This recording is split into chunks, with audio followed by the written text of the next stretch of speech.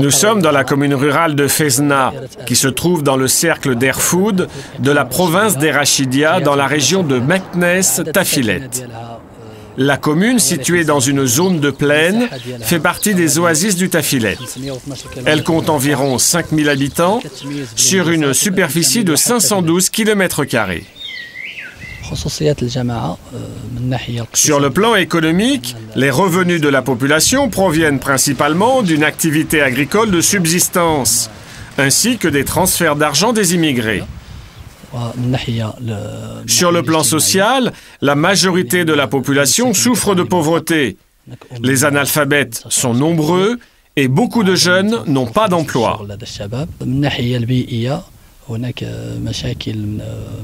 Sur le plan environnemental, le changement climatique a des effets multiples qui se manifestent par la désertification, l'ensablement, l'érosion des sols lors des inondations.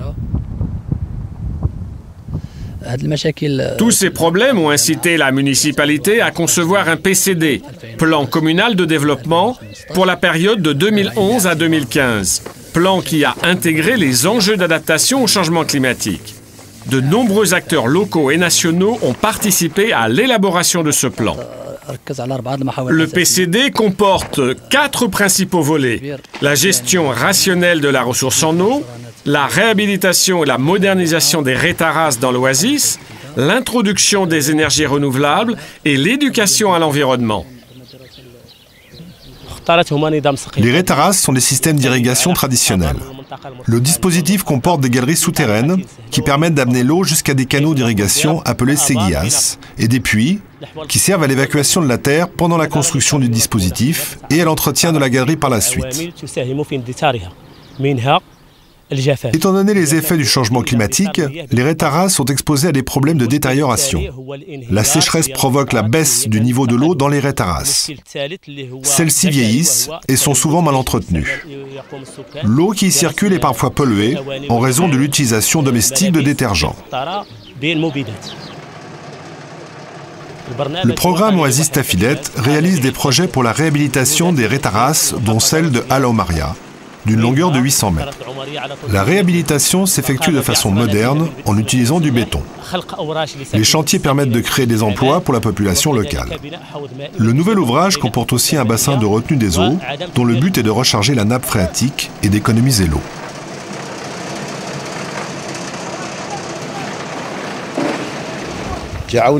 La coopérative de Fezna pour l'agriculture et le développement comporte 9 membres qui exploitent 30 hectares. Les différentes variétés de palmiers dattiers dans les oasis du Tafilet sont le majoul, le fégous et le helt.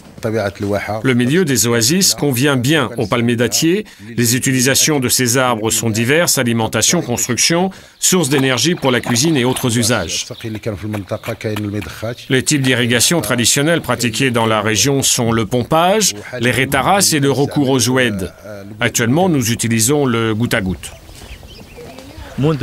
Un des objectifs de notre coopérative est la rationalisation de la gestion de l'eau, notamment par l'utilisation du goutte à goutte sur une superficie de 15 hectares. Cette expérience a permis d'économiser 60% de l'eau, 50% de la main-d'œuvre, tout en augmentant la production.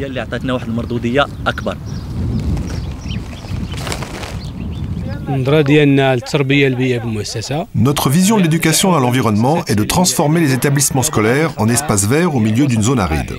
Il s'agit de sensibiliser les élèves pour qu'ils adoptent des comportements responsables vis-à-vis de l'environnement.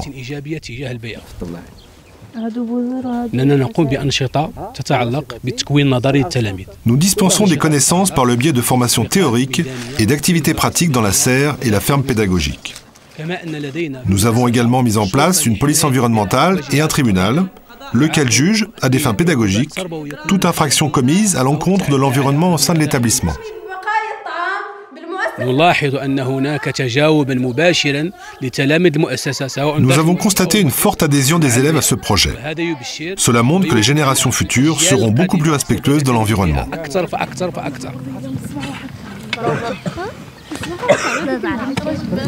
Nous avons obtenu des résultats intéressants. Tout d'abord, la réduction de l'exode rural. Les habitants restent sur place. Des emplois ont été créés pour les jeunes et les femmes. Enfin, les oasis sont préservées et réhabilitées. Cela est le fruit d'une bonne gouvernance, résultat de la cohésion au sein du conseil municipal, de la participation de la société civile dans l'élaboration et la mise en œuvre des projets, et aussi de l'implication des services décentralisés de l'État.